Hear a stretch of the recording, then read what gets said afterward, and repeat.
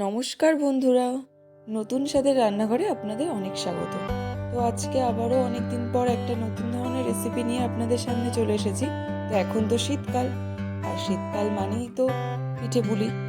আর বাঙালির কাছে পিঠে না হলে তো জমেই না। তো আজকে দুধ চিতই পিঠে আপনাদেরকে করে দেখাবো।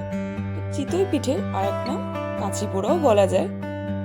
তো এই কাঁচি পোড়া পিঠে, এই পিঠে বানানোর জন্যে প্রথমেই তো লাগছে চালের গুঁড়ি।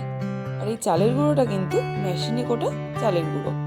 আপনারা চাইলে এটাকে মিক্সি করেও গুঁড়ো করে নিতে পারেন বা শিলে বেটে, যে যেভাবে পারবে। এই চালের গুঁড়োটা মাখার জন্যে প্রথমে তো উষ্ণ গরম জল নিতে হবে এবং চালের গুঁড়োর মধ্যে পরিমাণ মতো লবণ দিয়ে ভালোভাবে হাতে মশকে মশকে মেখে নিতে হবে।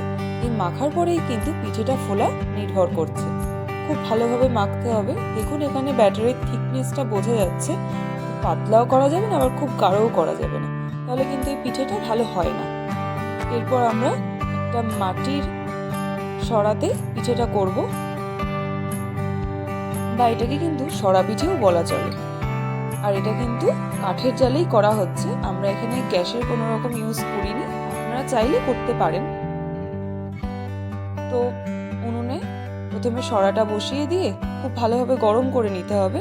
তারপর একটা কাপড় দিয়ে ভালোভাবে মুছে নিতে হবে। এরপর ব্যাটারটা অল্প অল্প করে দিতে হবে, দিয়ে ঢাকনাটা চাপা দিয়ে দিতে হবে যাতে হাওয়াটা পাশ থেকে বেরিয়ে না যায়। তাই একটা কাপড় দিয়ে ঢেকে দিতে হবে। এবং উপর থেকে ভাপ উঠলে আপনারা বুঝতে পারবেন যে ভেতরে কিন্তু পিঠেটা হয়ে এসছে। এবং পাশে একটা হাঁড়িতে কিন্তু এখানে দুধ ফুটতে দেওয়া হয়ে গেছে। দুধের মধ্যে পরিমাণ মতো গুঁড়ো দিয়ে দিয়েছি আর কিছু এলাচ দানা, তাহলে কিন্তু গন্ধটাও খুব ভালো হয়। দেখুন আমাদের কয়েক খোলা পিঠে করাও হয়ে গেছে। আর পিঠেটা দেখুন কেমন জালিদার হয়েছে, ভেতরে ফুটো ফুটো হয়েছে। তার মানে বুঝতে হবে পিঠেটা খুব ভালো হয়েছে আর খুব স্পঞ্জি এবং ভালো ফুলেওছে। এই পিঠে কিন্তু এইভাবে গরম গরম ঝোলা গুড় দিয়ে খেতে খুব ভালো লাগে। আপনারা অবশ্যই বাড়িতে চেষ্টা করবেন এভাবে করে খাওয়ার। আর এটা কিন্তু খুব সহজ বানাতেও। এরপর অনেকগুলো পিঠে হয়ে গেলে সেগুলো দুধেও ভিজিয়ে দেওয়া হয়ে পরের দিন ভিজে গেলে এই পিঠে কিন্তু খেতে খুবই ভালো হয়। আমার এই রান্নাটি যদি আপনাদের ভালো লেগে থাকে তো অবশ্যই একটা লাইক করে দেবেন, এবং আপনারা কিন্তু বাড়িতে অবশ্যই রান্নাটা একবার চেষ্টা করবেন করে দেখার।